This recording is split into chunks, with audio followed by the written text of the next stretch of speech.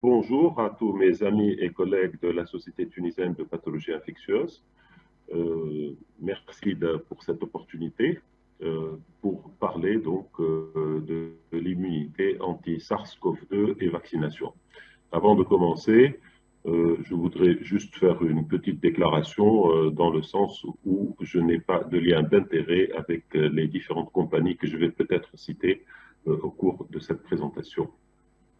Alors, on va parler d'une maladie due à ce virus. C'est un grand virus à ARN qui a la particularité, enfin, comme tous les virus à ARN, disons, de muter, entre autres, et qui est organisé, comme vous le voyez, avec un ARN et une nucléocapside, avec la protéine N, entouré d'une série d'enveloppes, de couches bilipidiques avec une série d'autres protéines.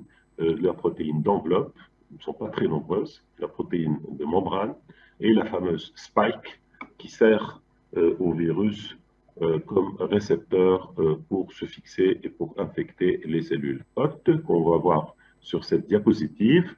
Alors, ici, vous avez donc l'entrée du virus dans une cellule épithéliale. Comme je l'ai dit, il se fixe par la protéine spike sur son récepteur, la ACE2, avec un autre récepteur qui a été décrit un tout petit peu après, on peut appeler co-récepteur, c'est assez fréquent dans des virus, et il est internalisé, il va libérer son ARN qui va se répliquer.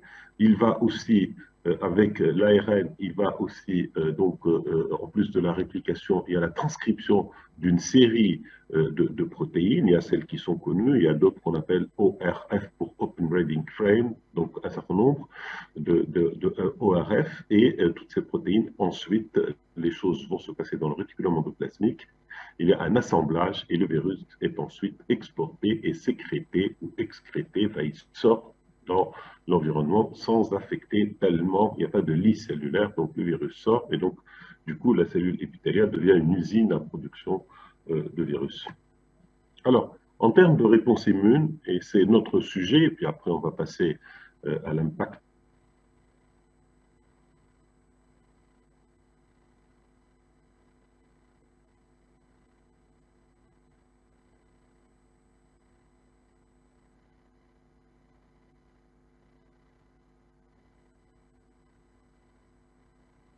par rapport à la compréhension de la réponse immune sur le développement de vaccins et sur la vaccination, elle est, je dirais, classique, la réponse immune. Donc, et elle est simplifiée par cette figure. Donc, on commence par l'extrême gauche où on peut souligner quand même l'implication, dans certains cas, de l'immunité naturelle. Donc, les cellules épithéliales infectées par le virus vont exprimer, ils ont un certain nombre de récepteurs qui vont permettre aux cellules NK ou natural killer de reconnaître cette cellule infectée par un virus.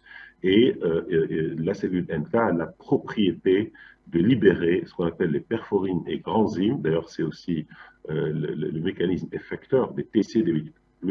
Donc les perforines et granzymes, perforines font de véritables trous au niveau de la cellule épithéliale et les granzymes vont rentrer à l'intérieur du cytoplasme de la cellule cible pour induire ce qu'on appelle la mort par apoptose. Il y a entre autres dégradation d'un certain nombre de molécules, notamment dégradation de l'ADN de la cellule hôte. Donc une façon d'éliminer le virus, c'est en fait en éliminant tout simplement aussi la cellule qui l'a infectée.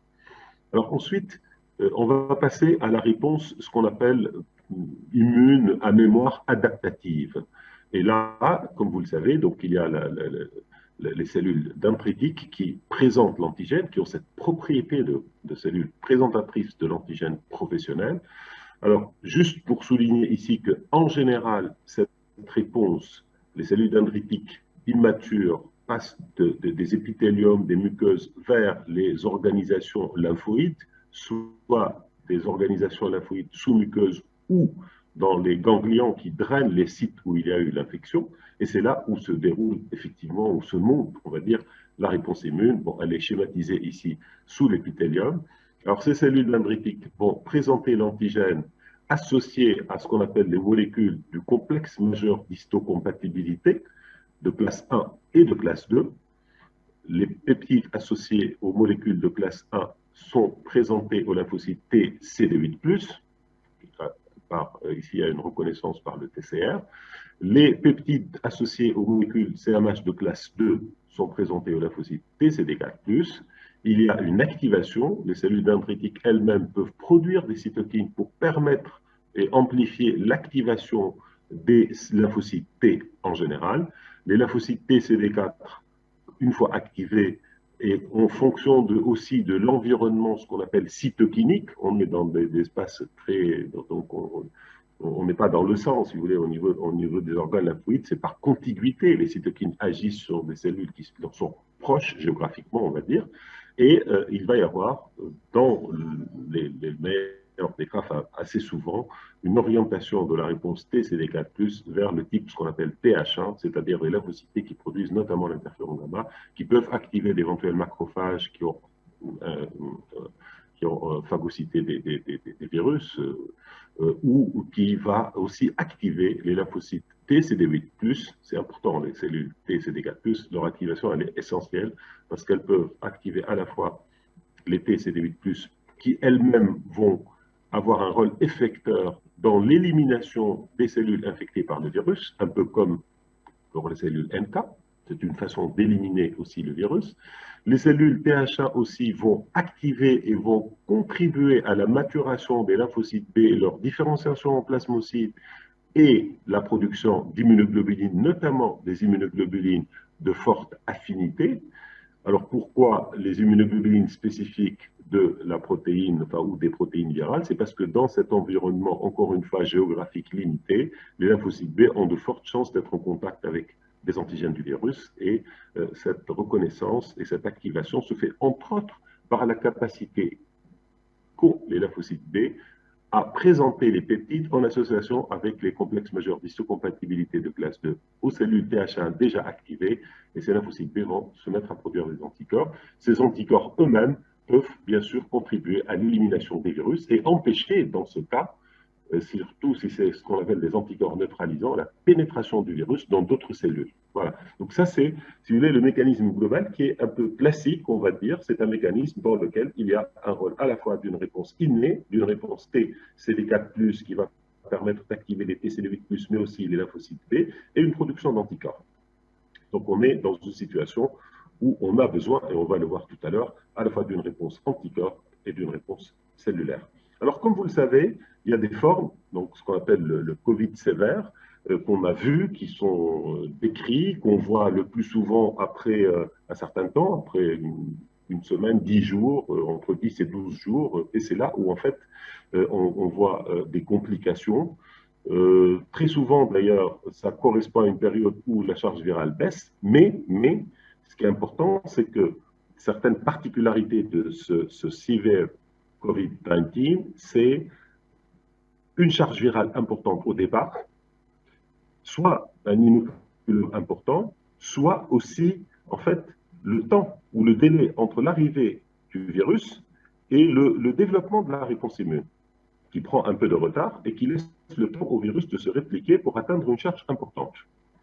Je dis ça parce que, on le voit, certaines formes sévères, c'est des situations où il y a une baisse de l'immunité, où le système met du temps pour se mettre en place, et on peut atteindre des charges virales relativement importantes. Et dans ce cas, la réponse immune devient importante, exagérée elle-même, même après élimination du virus, et c'est ce qu'on appelle le cytokine storm, et c'est toutes les complications qui arrivent, qui sont, entre autres, dues à des phénomènes inflammatoires et à d'autres phénomènes, notamment il y a une lymphopénie essentiellement d'ailleurs circulante, mais parfois les lymphocytes se trouvent au niveau des sites de multiplication du virus, il y a une baisse des éosinophiles, et il y a même possibilité d'infection de cellules endothéliales, et vous savez, c'est une situation qui est sévère et pour laquelle donc c'est là où il y a en fait la mortalité due à SARS-CoV-2. Alors, tout de suite, je voudrais insister sur cette situation donc, où il y a faible charge virale,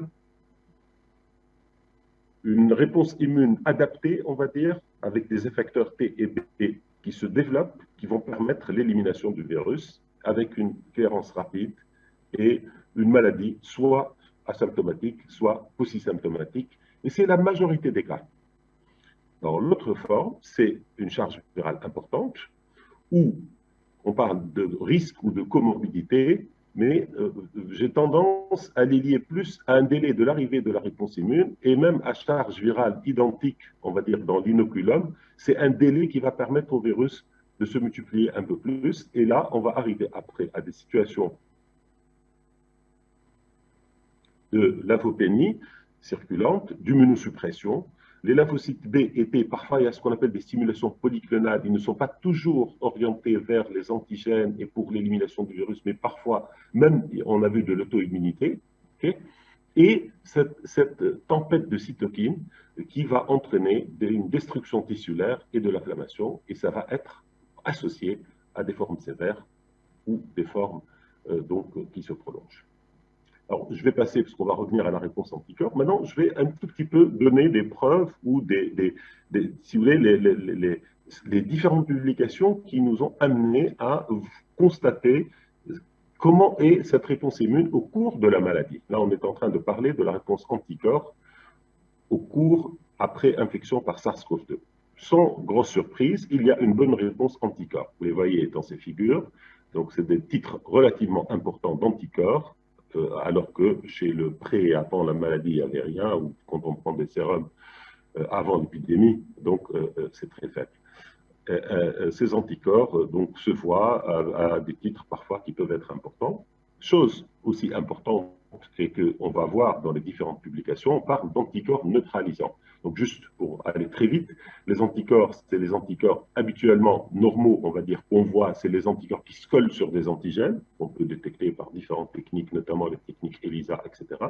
Alors les anticorps neutralisants, le principe, c'est des anticorps qui neutralisent la pénétration ou l'infection du virus, enfin l'infection de la cellule hôte par le virus. Donc c'est des anticorps qui empêchent l'entrée du virus. Alors maintenant, il y a différents systèmes pour le mettre en évidence, mais l'anticorps neutralisant, c'est lui qui est l'anticorps, on va dire, effecteur, qui va être associé à la non-infection de la cellule hôte par un virus. Et d'ailleurs, avec les histoires de variants, avec tous les problèmes et la vaccination, la façon de démontrer ça et la façon de démontrer l'éventuelle sensibilité des variants à la réponse anticorps, on utilise les tests neutralisants. Alors là, c'est juste pour dire que au début, le niveau des anticorps est relativement élevé. Il va baisser avec l'élimination du virus, mais entre-temps aussi, il y a une maturation, il y a une diversité, il y a une augmentation de l'affinité des anticorps. Donc même le titre, chez l'anticorps, le titre baisse globalement. Les anticorps les plus affins vont apparaître plus tard avec la maturation de la réponse immune. Et ça, c'est quelque chose d'important. Alors, ce qu'on voit aussi, et ce qu'on a vu depuis d'ailleurs le départ, et ça c'était vraiment une des premières publications dans celle de mai 2020, qui montre que c'est assez sophistiqué, ça ne se fait pas par tout le monde, c'est une démonstration d'éventuels lymphocytes T, CD4 et CD8 spécifiques de certains peptides. Donc il y a des processus expérimentaux qui se font avec ça, qui prennent des peptides, ce qu'on appelle chevauchants, de différentes, qui codent pour, enfin, des peptides issus soit de la protéine S, M, N ici, et même des peptides de protéines non structurales, du virus, bien sûr, et on les met en présence de cellules TCD4+, dans un système expérimental, ou TCD8+, et on a pu démontrer qu'il y avait pratiquement 100% des gens qui ont fait infection par SARS-CoV-2 ont une réponse TCD4 contre différents peptides, notamment issus de la protéine S et M, surtout, et N aussi, et TCD8+, au moins 70%, toujours aussi des protéines S, M, N, et même les protéines non structurales. Fait intéressant, rappelez-vous, au départ de l'épidémie, il a été démontré certaines réponses, surtout cellulaires, de type CD4, et de type même CD8, dirigés contre des peptides issus de certaines protéines SARS-CoV-2, notamment S non structurales et M, et on a, avec des pourcentages moins importants qu'après maladie, mais on a associé ça au fait qu'il y ait eu auparavant, et dans la circulation, on le sait, d'autres coronavirus communs et ces peptides ont des homologies de séquence avec d'autres coronavirus. Et on a fait un lien entre, si vous voulez, cette réponse cellulaire et le fait qu'il y ait des gens, entre guillemets, naturellement plus ou moins résistants ou qui peuvent faire des formes plus simples. Voilà, c'est juste pour rappeler un petit peu ces choses-là, parce qu'elles peuvent être intéressantes pour comprendre aussi l'hétérogénéité de l'expression clinique de cette maladie. Ça, c'est une autre façon de démontrer l'existence, si vous voulez, de réponse T. Ici, CD4+, spécifique des protéines. Pour les bleus, c'est les gens exposés au Covid. Et pour les points noirs, parfois, il y a des réponses qui peuvent même être importantes, comme ici. C'est des gens non exposés, mais qui réagissent vis-à-vis de certains peptides qui sont en commun avec d'autres virus, notamment de la famille des coronavirus.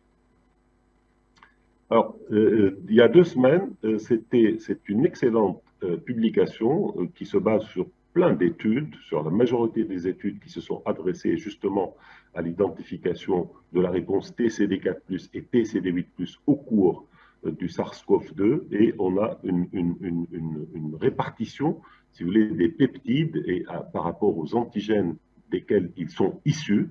Et comme vous le voyez, le bleu, là, c'est les peptides issus de la protéine S.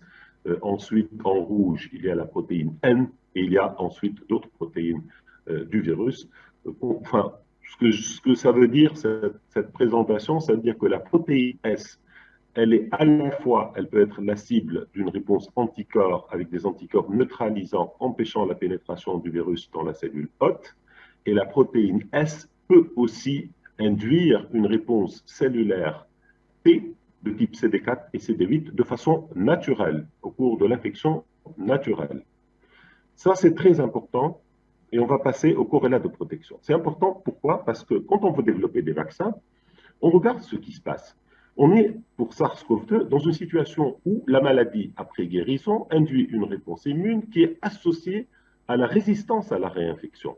Et je dirais même, cette résistance à la réinfection, elle peut se développer suite à une infection asymptomatique, c'est-à-dire sans symptômes. Il est important, pour ceux qui veulent développer des vaccins, de voir quels sont les corrélats, quels sont les facteurs de la réponse immune, anticorps ou cellulaire qui sont associés à cette résistance à la réinfection. Et quand on regarde ça, et tout ce que je vous ai montré tout à l'heure, en réponse anticorps et en réponse cellulaire, on comprend que ces deux types de réponses peuvent jouer un rôle important. Cette réponse, elle est associée à une résistance qui dure jusqu'à 12 mois. Là, on est en train de dire ceux qui sont malades, on peut faire des rappels à 1 mois, etc. Bien sûr, on peut faire des rappels à 1 mois, mais sachez que les suivis de corps qui ont été faits jusqu'à maintenant donc, montrent une très bonne efficacité de l'infection ou des gens qui ont fait une infection et qui ont guéri et qui ont été suivis par rapport à ceux qui n'ont pas fait d'infection. Je parle d'une période où on n'a pas encore généralisé la vaccination et on a trouvé quand même une bonne résistance à la réinfection qui est à peu près similaire à celle conférée par les vaccins. Alors, les mécanismes, bien qu'on parle de réponse anticorps et cellulaire, et on dit oui, c'est ça, en fait, on ne les connaît pas très, très bien.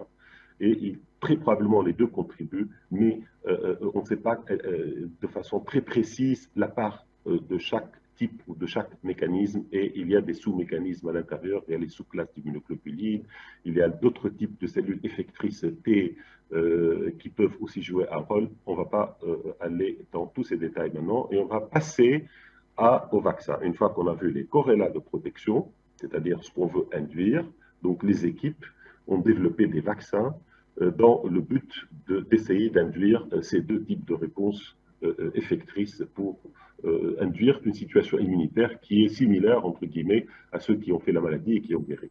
Alors, en termes de vaccins anti-Covid, c'est marrant, pratiquement toutes les plateformes technologiques ont été utilisées, dont une bonne partie pour la première fois pour développer des vaccins. Donc, on n'a jamais eu de vaccin, ni à base d'ADN, ni à base d'ARN, ni même à base de vecteurs, comme adénovirus. Ça a été utilisé, l'adénovirus, plus dans la thérapie génique, etc. Donc, vraiment, on a assisté à une révolution en termes de développement de vaccins. Alors, pour les décrire là rapidement, les différentes plateformes, d'abord, Suite au rôle et à la compréhension de l'importance de la protéine S, je dirais que la quasi-totalité, sinon la totalité, à part bien sûr les virus inactivés ou qui utilisent tout le virus, mais la quasi-totalité des vaccins cible la protéine S. Et d'ailleurs, à juste titre, puisque comme on l'a vu tout à l'heure, elle est à la fois la cible d'une réponse anticorps neutralisante et la cible d'une réponse cellulaire. Et on comprend très bien l'anticorps neutralisant parce que la protéine S, c'est elle qui va se fixer sur le récepteur et le fait que la protéine S soit bloquée par un anticorps va empêcher le virus de rentrer dans la cellule cible. C'est très clair ça, c'est très simple à comprendre. La réponse cellulaire aussi est importante, elle a été démontrée. Dans d'autres virus, par exemple pour l'hépatite B, vous savez, il y a l'antigène HBS aussi qui est la cible de la réponse anticorps, mais la réponse cellulaire, les peptides les plus importants dans la réponse cellulaire, c'est les peptides de la région C, HBC. Okay, bon. Donc ici, la protéine S, elle est à la fois, elle génère des peptides pour la réponse cellulaire et elle est la cible d'une réponse anticorps. Et donc, c'est pour cette raison, je pense que tous les gens qui développent des vaccins ont choisi cette protéine S. Alors, on commence par le vaccin à base d'ADN. Il n'est pas encore commercialisé, il va l'être pour la première fois au monde qu'on utilise un vaccin à base d'ADN chez l'homme, parce qu'on l'a utilisé déjà avant chez les animaux. C'est un plasmide circulaire, donc, et dans lequel on insère une séquence ADN qui code pour la protéine spike. Vous avez après les vaccins à base d'ARN, c'est un ARN qui code pour, là aussi, la séquence spike, qui est entourée d'une enveloppe lipidique pour permettre aussi à la fois sa protection, mais aussi sa pénétration dans la cellule. Ensuite, après, ça c'est ce qu'on appelle les vaccins basés sur les acides nucléiques. Ces deux vaccins n'ont jamais été utilisés avant. Pour vaccin 1, l'ARN messager, il a été utilisé dans certaines expériences pour l'immunothérapie, pour faire exprimer certaines molécules dans le cadre de l'immunothérapie, notamment dans le cancer. Alors maintenant, on va passer au vecteur viral. Le vecteur viral, en général, on choisit un virus commun, qui n'est pas dangereux, et dans lequel on insère quelque chose qui code pour la protéine d'intérêt. On a deux situations ici pour les protéines virales. On a le protéine virale, le non réplicatif, et le réplicatif, c'est-à-dire que le virus qui va exprimer la protéine S, soit il peut se répliquer chez l'autre, soit il ne se réplique pas. Et ce que nous avons, nous, comme vaccin, alors je reviens pour l'ARN messager, c'est essentiellement Pfizer et Moderna, et le vecteur non réplicatif, ce que nous avons, c'est l'AstraZeneca, c'est Johnson & Johnson, c'est Sputnik, c'est CanSino, c'est tous les vaccins donc, utilisant l'adénovirus. Alors vous me dites comment c'est non réplicatif, ben, le virus ne se divise pas. Vous pouvez me dire, mais comment on va le mettre en culture pour le produire? On le produit sur une cellule, donc une cellule de mammifère, mais cette cellule, elle a le gène qui manque au virus qui lui permet de se répliquer. Donc on enlève certains gènes du virus impliqués dans sa réplication, mais on les met dans la cellule dans laquelle il se divise. Donc il peut se répliquer quand on le produit pour produire le vaccin, mais après, ce virus, il est défectueux et il ne peut pas se diviser. Et c'est pour ça d'ailleurs qu'on injecte pour les vaccins à base d'adénovirus des quantités importantes, parce que le virus, il rentre dans la cellule, il produit la protéine S et il est éliminé immédiatement après. Il ne se divise pas. Donc s'il se divisait, d'abord, il peut donner peut-être quelques effets pathogènes, et deuxièmement, on peut mettre beaucoup moins pour induire une vaccination. Bon, on ne va pas rentrer dans les détails. Alors après, vous avez les virus inactivés, donc le virus inactivé qui est utilisé, notamment les vaccins chinois, le vaccin Sinovac, Sinopharm et d'autres vaccins, on va les voir tout à l'heure. Il y a le virus vivant atténué. Je ne sais pas s'il y en a en cours de développement ici, ou sûrement en cours de développement, mais il n'y en a pas encore commercialisé. Et il y a ce qu'on appelle les protéines sous-unitaires. C'est ici la protéine spike, bien sûr, par excellence, associée à des adjuvants. Il y a certaines compagnies qui développent ce genre de vaccin. Et il y a aussi d'autres, notamment le virus-like particles. C'est à la fois une protéine, mais entourée, avec dans un système membranaire de couche bilipidique qui est aussi utilisé comme vaccin. Voilà. Donc ces vaccins sont bien sûr injectés et ils induisent une réponse à la fois anticorps et cellulaire. On va passer ensuite assez rapidement ces vaccins. Juste cette diapo vous démontre un petit peu que classiquement, il faut passer 8-15 ans pour développer un vaccin jusqu'à arriver à son utilisation chez l'homme, avec toutes les étapes que vous connaissez, l'étape préclinique au laboratoire, l'étape préclinique, entre autres, dans les modèles expérimentaux expérimentaux, après toutes les phases cliniques séparées, phase 1, phase 2, phase 3, qui prennent du temps, après toutes les reviews et l'accord des différentes autorités réglementaires, après la production et l'utilisation. Ici, on est passé vraiment assez rapidement. Parfois, il y a eu dans les phases cliniques, comme ici, des phases 1 et phase 2 qui se chevauchent, ou parfois c'est la même phase 1 versus 2 en même temps, ou 2 versus 3, et avec des autorisations d'urgence et une production rapide, mais on arrive quand même à des vaccins de très bonne qualité. C'est un exploit, c'est vraiment un exploit. Alors, actuellement, il y a un site qui est intéressant du journal New York Times, dans lequel vous pouvez trouver l'évolution des connaissances et du développement des vaccins. Donc, je l'ai consulté il y a quelques jours. Le dernier update, c'était le 26 août. Vous avez 53 vaccins en phase 1, 43 en phase 2, 32 en phase 3, 13 autorisés, 8 approuvés et il y a 5 qui ont été abandonnés. Voilà. Les principaux vaccins existants maintenant, en premier qui est sorti, le premier c'est Pfizer-BioNTech, mRNA, ARN messager, Moderna, Gamaleya, le vaccin russe, donc Sputnik, donc fabriqué par la boîte Gamaleya. Alors vous avez, c'est un vaccin à base d'adénovirus, vous avez AD26 et AD5, je vais l'expliquer un peu, ce sont deux adénovirus humains différents. Alors, on me dit pourquoi on utilise deux différents. Leur idée, c'était, si on injecte l'adénovirus 26 avec la protéine S en première dose, il se peut que les gens vont développer des anticorps contre l'adénovirus, et si on fait la deuxième dose avec le même adénovirus, elle risque de ne pas prendre facilement. Bon, ils ont mis l'adénovirus 5. Ça, c'est la raison. Oxford, AstraZeneca ont utilisé un adénovirus de chimpanzé, mais qui peut infecter l'homme. Alors pourquoi chimpanzé? Parce qu'ils ont estimé que les adénovirus, comme ils sont communs, on a peut-être même des anticorps contre ces adénovirus, et peut-être un vaccin avec un adénovirus humain ne va pas prendre même dès le départ. C'est aussi, ça peut tenir la route. Et donc, c'est un adénovirus de chimpanzé. CanSino, la boîte chinoise, utilise aussi un vaccin adénovirus, mais on utilise l'adénovirus 5. Johnson & Johnson, ils utilisent l'adénovirus 26. Vector Institute, c'est une protéine, c'est la protéine S. Novavax, c'est un vaccin américain qui est prometteur, je pense. Il utilise la protéine S, mais avec un adjuvant qui lui permet, entre autres, d'induire une réponse cellulaire. On va voir tout à l'heure les différences. Sinopharm et Sinovac et Sinopharm Wuhan, ce sont des boîtes chinoises qui produisent à peu près le même type de vaccin inactivé. Et Bharat Biotech, qui est une boîte indienne, elle produit aussi un vaccin inactivé. En Tunisie, nous avons le Pfizer, le Moderna, le Gamaleya, l'AstraZeneca, le Johnson & Johnson et le Sinopharm et le Sinovac. Donc on a pratiquement une bonne fraction des vaccins actuellement disponibles et autorisés. Une petite remarque est pour la définition de l'efficacité d'un vaccin. On parle de 70%, et il y a des gens qui croient que quand on dit qu'un vaccin est efficace à 70%, c'est-à-dire qu'il y a 30% de gens qui vont faire la maladie et 70% qui vont être protégés. Ça, c'est complètement faux. En fait, le calcul de l'efficacité, elle se base sur, disons, la proportion de malades chez les non-vaccinés moins la proportion de malades chez les vaccinés, divisé par la proportion des malades chez les non-vaccinés, fois 100.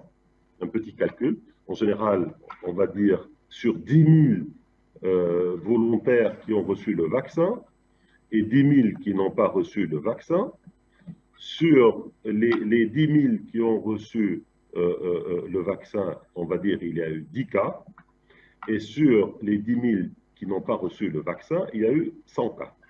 Donc, en faisant les proportions, on a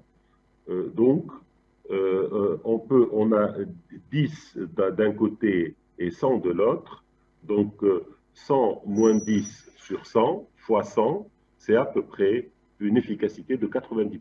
C'est pas à peu près, c'est une efficacité de 90%. Okay? Donc une efficacité de 90%, c'est, on peut exprimer aussi l'efficacité 1 moins sur le risque relatif. Voilà. S'il y a par exemple 4 fois plus de risque pour faire la maladie chez le groupe donc vacciné, donc 1 moins le risque relatif, c'est 1 moins un quart, donc on est dans une efficacité de 75%. C'est pas que 75% ne vont pas faire de maladie et 25% vont faire. Non, c'est une histoire. Elle va dépendre de la pression de transmission, puisque la maladie, elle est toujours dépendante de la circulation du virus. Voilà. Je passe sur cette définition pour aller vers donc les différents types de vaccins. Comme je l'ai dit, c'est toujours la spike. Alors la spike, la particularité, c'est que c'est un trimère qui permet aux différents domaines de fixation du virus, qu'on appelle aussi RBD pour Receptor Binding Domain, et qui vont se mettre au niveau de l'espace, qui vont se retrouver dans un espace proche, on va dire, au niveau de la structure tridimensionnelle. Alors, le virus inactivé, il est bon, il induit surtout une réponse anticorps, il n'induit pas ou peu de réponse cellulaire, c'est une plateforme classique, il n'y a pas peu d'effets indésirables, il y a plusieurs antigènes en même temps, dont la protéine S, mais il y a d'autres antigènes contre lesquels il peut y avoir une réponse anticorps, et il peut induire une bonne réponse anticorps, mais pas de réponse cellulaire, notamment pas de réponse TCD8+. Les vaccins protéiques, le plus souvent utilisés, c'est la protéine S. Donc là aussi, il y a une bonne réponse anticorps. Il y a un nouveau vaccin, j'en ai parlé tout à l'heure, Novavax, qui se base sur la protéine S entourée d'une couche lipidique qui permet à la protéine S de se trouver dans le cytoplasme d'une cellule hôte. Et quand elle est dans le cytoplasme, elle a la possibilité d'induire une réponse cellulaire, un peu comme les vaccins à base d'ARN messager ou à base d'ADN. On va les voir tout à l'heure. Les vaccins à base d'ARN, dans ce schéma, on voit mieux. C'est vraiment, c'est une nouveauté, c'est une révolution. Donc, s'il y a quelque chose qu'on peut retenir de ce qui s'est passé maintenant, c'est la révolution des vaccins à base d'ARN. C'est extraordinaire. Donc, le vaccin, donc l'ARN, d'abord, il est entouré de ce qu'on appelle lipid nanoparticles. Donc, c'est une couche lipidique qui, à la fois, protège l'ARN, parce que l'ARN est fragile. C'est pour ça qu'on le conserve, entre autres, en 80, etc. Et la couche lipidique, elle va permettre la fusion membranaire et permettre l'internalisation de l'ARN au niveau du cytoplasme de la cellule. L'ARN dans le cytoplasme va se mettre à produire la protéine, donc qui est la protéine S, de deux façons. Il y a la protéine S complète qui va aller sortir ou s'exporter au niveau de la cellule qui a servi à sa production, ou même être sécrétée carrément, et après capté bien sûr par les anticorps et pour induire une réponse anticorps et une réponse CD4+, etc. Mais ce qui est intéressant, c'est que les peptides issus de l'ARN messager en cours de synthèse, ils vont avoir l'opportunité d'associer aux molécules du CMH de classe 1, ça c'est extrêmement important, et peuvent être à l'origine d'une présentation de l'antigène aux cellules T CD8+, pour activer les réponses T CD8+, qui peut être très importante comme mécanisme effecteur et protecteur, puisque je vous ai montré tout à l'heure qu'elle est induite naturellement après l'infection et après la maladie. C'est bien de retenir ça. Donc, on va passer, ils sont faciles à produire, excellente immunogénicité, réponse anticorps et cellulaire. Alors, on a eu un peu peur de l'activation de la réponse innée, parce que rappelez-vous, il y a des récepteurs sur certaines cellules non spécifiques de l'immunité qui peuvent être activés et qui reconnaissent l'ARN, en fait, parce que l'ARN, c'est un signal de danger. Quand l'ARN est dans le milieu, c'est qu'il y a un virus qui se balade. Dans l'immunité innée, il y a cette capacité de produire un certain nombre de molécules suite à une reconnaissance de l'ARN par ce qu'on appelle les toll-like receptors sur certaines cellules de l'immunité innée. Et c'est ce qui donne parfois une réaction inflammatoire. Mais les brevets qui ont permis de développer le vaccin à base d'ARN messager ont été entre autres développés pour détoxifier, pour le rendre moins toxique. Et le fait qu'il y ait une membrane, cette structure lipidique autour, va réduire encore plus la toxicité. Les vaccins à base d'adénovirus, c'est un peu la même chose que l'ARN, mais là, la différence, c'est que l'adénovirus rentre, son ADN, donc il va aller directement, il va aller donc infecter la cellule et il va rentrer dans le noyau et injecter son ADN avec, entre autres, donc la séquence qui code pour la protéine S et qui ensuite va être transcrite en donc ARN messager, et la suite se fait un peu comme pour les vaccins à base d'ARN messager. les vaccins aussi une excellente immunogénicité. Là aussi, la réponse, elle est à la fois anticorps et cellulaire. Et il y a l'histoire de l'immunisation préalable qui peut limiter l'efficacité. L'immunisation préalable, notamment contre les adénovirus humains, et notamment, je dirais, pour les vaccins Sputnik, qui utilisent l'adénovirus humain, alors que le vaccin de AstraZeneca utilise un adénovirus de chimpanzé. Mais bon, ça n'a pas l'air de jouer beaucoup, puisque malgré la préexistence parfois de certains anticorps, d'abord, ce n'est pas tout le monde, et ça dépend des titres, mais quand même, on arrive à avoir, disons, à tenir, et il y a quand même une bonne réponse immune qui est induite après la vaccination. Alors, deux mots par rapport au VOC et cette histoire de mutation, et notamment celle qui touche des régions de la protéine S, comme démontré dans cette figure, qui résume une bonne partie des mutations qui caractérisent les variants alpha, bêta, gamma, delta. Très souvent, c'est la protéine S. Ça donne une certaine, disons, certaines propriétés ou avantages, on va dire, au virus. C'est comme ça que le variant va dominer, parce qu'il va avoir un avantage. L'avantage, c'est soit d'abord il se fixe plus facilement sur son récepteur avec une forte affinité. Parfois, il y a des avantages par rapport à la division, on parle de virulence, etc., d'affinité, de capacité donc à infecter. Le R0 peut passer de 2,5, 3 à 4, 5, 6, 7. Et donc, c'est comme ça qu'ils vont dominer et vont être importants. L'autre avantage et le risque, on va dire, notamment pour des gens qui sont déjà immunisés ou qui sont vaccinés, c'est que des mutations touchent des régions qui sont reconnues par les anticorps neutralisants, développées avant par une vaccination ou par une maladie antérieure, et du fait que donc, le virus muté, qui a une modification importante dans la protéine S, peut ne plus être reconnu par les anticorps préexistants chez quelqu'un qui est guéri ou qui est vacciné. À ce moment-là, on va avoir des réinfections avec des mutants. Voilà. Alors, je vais passer, parce que je crois qu'il y a une conférence qui est spécifique sur les variants, pour arriver à quelques notions aussi importantes quand on développe ou quand on développe une stratégie de vaccination. Donc, par exemple, en Tunisie et puis dans le monde, hein, j'imagine, quand on veut développer des vaccins ou quand on veut vacciner, c'est pour réduire la morbidité, pour réduire la mortalité, pour freiner la circulation du virus, et on va voir que ce n'est pas évident. La vaccination massive aussi, certains disent que ça permet d'éviter l'émergence de variants. Ça veut dire, autrement dit, si on ne vaccine pas assez ou si on ne vaccine pas du tout, le virus va circuler, il peut y avoir des variants qui vont sortir et qui peuvent donc continuer à émerger, et on va continuer, disons, à avoir d'autres vagues, etc. Alors, il faut distinguer, on parle de vaccin, il y a la protection individuelle directe, il y a la personne qui se fait vacciner et qui développe des anticorps ou une réponse cellulaire et qui est protégée, ça c'est la protection individuelle, et on parle de protection de groupe, hein, la fameuse immunité de groupe et l'immunité de troupeau. Et c'est elle qui nous guide parfois pour savoir quelle est la proportion de gens à vacciner et quel est le pourcentage de la population à vacciner. Et avant d'arriver à ce point, je vous explique, avec cette diapositive, un petit peu c'est quoi l'immunité de groupe. L'immunité des groupes, c'est quand on regarde à partir du haut, vous avez, la majorité des gens sont naïfs, en bleu, et dans un système classique, donc de gens qui s'infectent quand ils sont naïfs, avec deux individus rouges qui sont infectés, au bout d'un certain temps, on va avoir pratiquement la totalité de la population qui est devenue infectée. Quand on va vers la partie la plus basse, on est dans une situation où on a des gens en jeunes. Les jeunes, c'est des gens qui sont immunisés.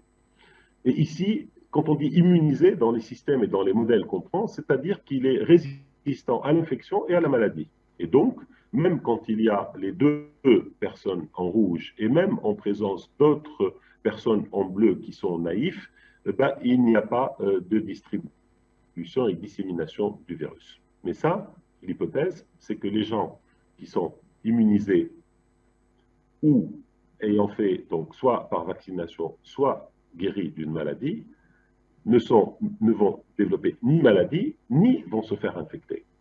Et ça, c'est quelque chose de très important, et on va voir tout à l'heure pourquoi. Et ça nous amène à parler du R0. Le R0, comme vous savez, c'est le reproductive rate, c'est le nombre de cas induits par un cas infecté. Ici, le bleu, c'est le cas, on va dire, le patient zéro. Pour Ebola, c'est 2. Et pour SARS, il va donner 4, enfin entre 3 et 4 pour les R0 initiaux. Ce qui est intéressant, c'est que le R0, en fait, il va évoluer, enfin, il va évoluer. Le calcul de la dissémination, elle va dépendre de la proportion de gens non humains. C'est comme ça le principe. Donc, et le R0 nous permet de calculer ou d'estimer la proportion P, donc il y a toute une démonstration plus haut, qui est 1 moins 1 sur R0, qui est la fraction en fait qu'on calcule à partir de R0 pour savoir quelle est la proportion de gens à vacciner. Alors rappelez-vous, quand le SARS a commencé, le R0 était à peu près de 3, mais il est toujours de 3. Il a changé avec le variant Delta, il est devenu à 6, 7. On va prendre les deux hypothèses. Quand il est de 3, rappelez-vous, on parlait de 60 à 70% de population à vacciner pour arrêter la transmission, pour que R0 devienne 1 ou inférieur à 1. Okay. Pourquoi? C'est parce que la proportion, quand on la calcule, c'est 1 moins 1 sur R0, donc 1 moins 1 tiers, ça fait à peu près 66%. C'est la proportion entre 60 et 70%. Maintenant, vous savez que les gens parlent de 90% ou même de 100%. Pourquoi? La réponse, elle est simple, c'est que dans le calcul de la fraction P pour voir la population à vacciner, on assume que les gens vaccinés ne peuvent pas s'infecter. Or, on est dans une situation particulière avec ce virus, c'est que même les populations vaccinées, protégées, et même parfois protégées contre la maladie, bien sûr, comme vous le savez, le vaccin protège contre la maladie et contre les formes sévères, mais on peut toujours porter le virus. Et même, donc, quand il y a une bonne proportion de gens qui sont vaccinés, s'il y a des naïfs, et s'il y a un cas qui rentre, ceux qui ne sont vaccinés vont peut-être pouvoir être infectés par le virus, le porter, peut-être même le transmettre à des gens naïfs, et à ce moment-là, il faut qu'on vaccine pratiquement la quasi-totalité de la population naïve. C'est pour ça que la fraction à vacciner, elle augmente de plus en plus en fonction des connaissances et de notre connaissance par rapport au portage du virus, notamment des variants, par des gens qui sont déjà vaccinés et même parfois protégés contre la maladie. Voilà, je voulais faire cette remarque. Et pour finir, je voudrais partager une petite réflexion qui est en lien avec les particularités de l'infection par SARS-CoV-2. On n'est pas dans une situation où, comme la rougeole par exemple, où on peut être soit naïf, soit humain. Quand on fait la maladie, on est humain et on est protégé et complètement pour la vie. Et quand on est naïf, quel que soit s'il y a un peu de virus qui circule avec un R0 qui est très élevé pour la rougeole, on va de toute façon l'attraper. Ici, on a d'abord une hétérogénéité dans l'expression clinique de l'infection. On a des formes asymptomatiques, complètement asymptomatiques. On a des formes symptomatiques, mais elles-mêmes, les symptomatiques plus ou moins sévères. Il y a des formes simples, il y a des formes qui s'aggravent, et puis il y a des formes qui vont jusqu'à la mort. Donc ça, c'est important. Il y a une hétérogénéité et l'intensité aussi, dans l'intensité de la réponse immune. C'est-à-dire que la réponse anticorps et la réponse cellulaire, plus elle est intense et plus elle est associée à une résistance. On n'est pas loi tout ou rien. Ça, c'est une donnée importante. D'où les histoires de vaccination après maladie, les histoires de troisième dose, etc. Il y a une troisième chose qui est importante par rapport à ici, qui est valable pour d'autres systèmes pathogènes, c'est la charge virale. Charge virale, plus elle est importante et plus elle nécessite une réponse immune importante, et plus parfois cette réponse immune devient exagérée et peut entraîner même des complications. Donc, dans ce schéma-là, il faut qu'on distingue la protection contre l'infection par rapport à la protection contre la maladie. Et on peut dire que tous les vaccins, et même quand on guérit, on est plutôt protégé contre la maladie, le développement des symptômes, notamment le développement des symptômes graves, et pas tellement contre l'infection. Vous savez très bien que des gens vaccinés peuvent être. Cependant, quand on est vacciné ou quand on est guéri après guérison d'une maladie, même si on peut porter le virus, les charges virales sont faibles. Et même si on peut les transmettre, c'est parfois peut-être une transmission de charge virale faible qui va être à l'origine d'une infection asymptomatique. Et à la limite, il y a des gens qui peuvent dire, à la limite, c'est bien, ça va permettre de faire une vaccination naturelle de la population. Bon. L'autre chose qui est importante, c'est la réponse immune. Comme je l'ai dit tout à l'heure, plus elle est importante, plus la protection, elle est importante. Autrement dit, avec une réponse immune faible, on peut peut-être être protégé contre des formes sévères et des formes mortelles. Avec une réponse immune intermédiaire, on peut peut-être être protégé contre des formes simples ou même, et puis on est complètement protégé aussi des formes sévères et des formes mortelles.